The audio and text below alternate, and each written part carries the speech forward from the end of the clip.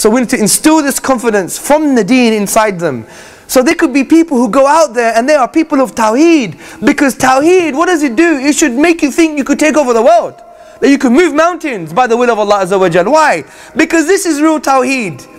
You know, we always think, you know, uluhiyya, rububiyyah, asma wa sifat, all the categories of Tawhid. Yes, this is academia. This is academia.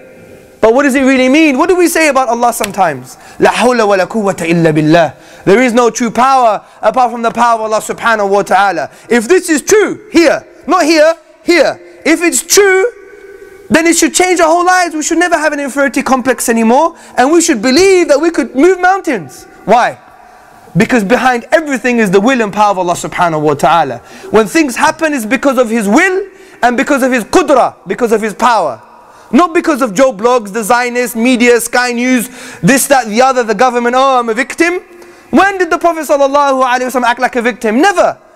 Because they knew this basic principle of Tawheed. Nothing happens except via the will of Allah subhanahu wa ta'ala. Khalas. This is why the Sahaba, they had nothing. They didn't have the iPads, the iPhones.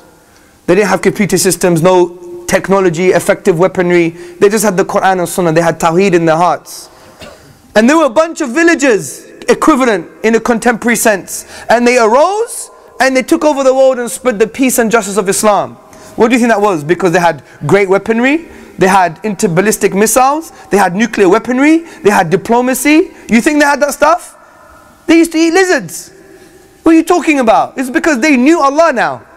They knew Allah. And when they saw creation, they never said creation has intrinsic power. Meaning that this piece of creation with this human being or an obstacle, that has the power to change my destiny. Then you know, it's Allah Azza wa Jal.